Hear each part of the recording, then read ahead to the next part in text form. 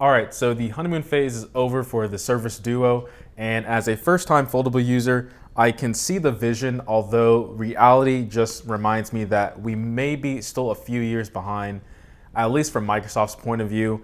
Now, usually I like to start off with the display, but for this review, I want to talk about the hardware, software, and just my overall experience using this device. So let's get into the best aspect of this phone, which is the build quality. Microsoft's engineers are clearly talented. I'm not contesting that.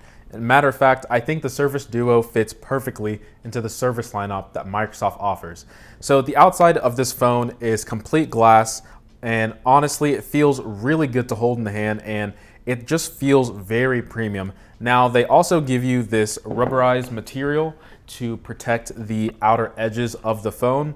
And although I did like it when I put it on, it felt really hard to get out of my jeans occasionally when I wanted to take it out. So I eventually just took it off and used the phone the way it came. And to be honest, I like it more this way without the rubberized material. So with this 360-degree hinge, it really does feel like you're opening up a fresh book. And no, I'm not talking about the company. I'm not sponsored by them, but it really does feel like a fresh book every time you open this device.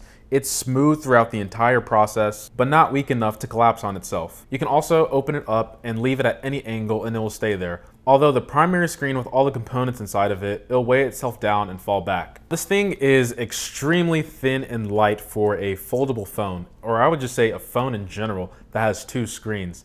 And don't get me wrong, as thin and light as this is, running with this in my hand or in my pocket was a bit of a chore and a nightmare at some times, but I would say in day-to-day use, having this in my pocket, it was perfectly fine. It felt like a normal phone. Aesthetics, it looks really beautiful. Like, Microsoft's engineers definitely nailed the design and just the overall feel of using this device. But now I want to get into the topic of the software, which I think is what you and I experience the most when using a smartphone. But one gripe I have before I go on to the software is that the flashlight. So with any traditional phone, if you want to use the flashlight, you just click the button and it shines the flashlight behind you. Although with this phone, if you decide to use the flashlight, you will blind yourself. So somewhere in the hardware, Microsoft, please have a warning or some type of disclaimer that the flashlight is pointed at you, because you will blind yourself. Trust me.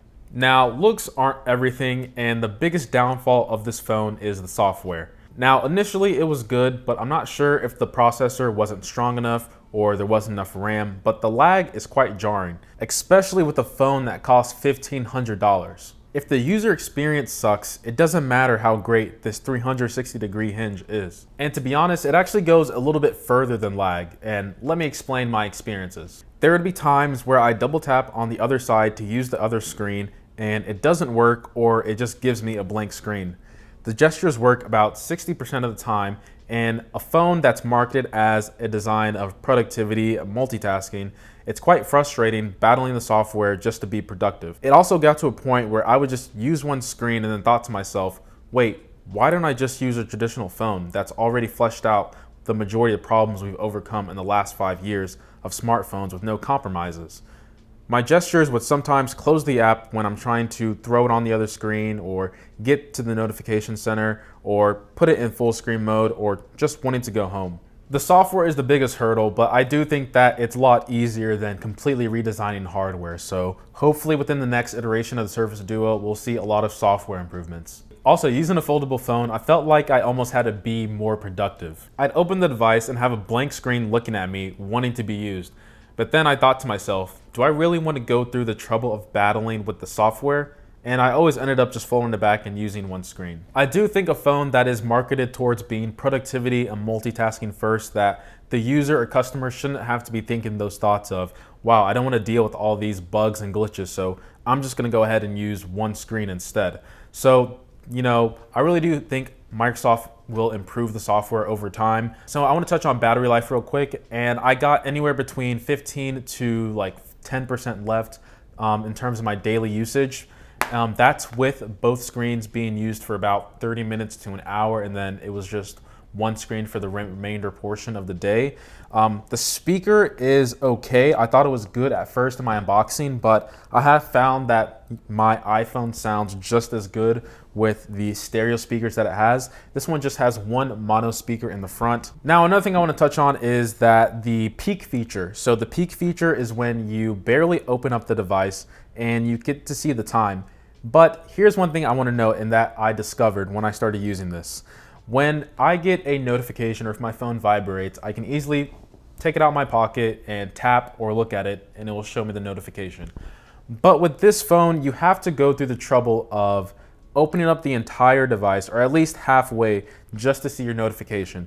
It would be nice that the peek feature could show a notification on the side right here, but just having to physically open up the entire device is a bit of a hassle when you start getting vibrations and notifications coming your way. So that's one thing I want you guys to keep in mind if you do decide to purchase this. So next up, I want to talk about some of the features of the Surface Duo, and both screens are AMOLED. And using one screen, it's 5.61 inches, but with both, it's a full 8.1 inches.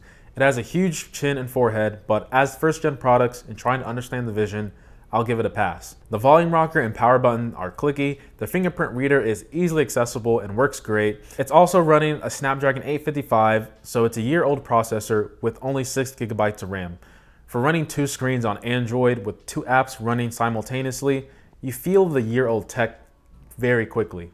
It's using Wi-Fi 5 instead of Wi-Fi 6. There's no 5G. As a flagship Android phone, you can see that it's lacking flagship specs and the experience already isn't flagship quality.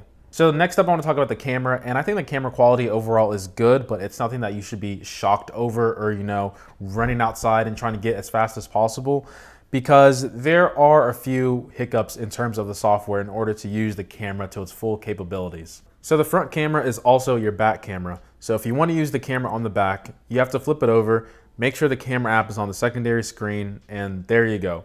If you can do that in one fluid motion. A bit of a hassle, but like I said, overall the camera quality looks good. The implementation just seems to be a missed mark for me. So the question is, do you gotta have it? And the straight answer is no. For one, this is a very niche product for a very specific group of people. For one, you have to be willing to pay over $1,000, and on top of that, you have to be wanting a unique device that's cutting edge. If you aren't in both of those categories, then you shouldn't even be considering looking at this device. The hardware is fantastic. Like I said, the Microsoft engineers, I'm not contesting you guys in terms of what you guys can create, but the software is what's keeping me from recommending this device to everyone. My day shouldn't be ruined because I'm battling with the software to use the device the way it's meant to be used. So from that alone, I do not recommend that you should go out and get the Surface Duo. The next generation of the Surface Duo has piqued my interest, and I can't wait to see what Microsoft will come out with the Surface Duo 2 if they do decide to make it. But for this one, it's just not for me. So with all that being said, guys, thanks for 10,000 subscribers. It really does mean a lot. And as always, much love. I really wanted to like this device, but just even using this now, I'm just thinking of all the frustration I've had trying to use this phone the way it's meant to be used. But Surface Duo 2, I can't wait. Microsoft, keep on making Surface products. That ended very, very weird. Peace.